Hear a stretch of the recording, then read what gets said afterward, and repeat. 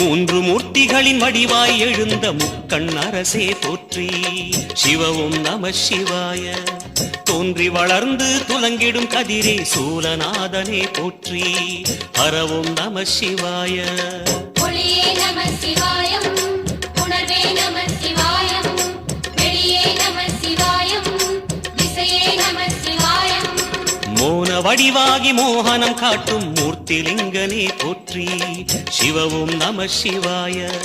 ஞானம் வழங்கி நற்கதி அருளும் நந்தி வாகனா போற்றி. ஹரவும் நம சிவாய.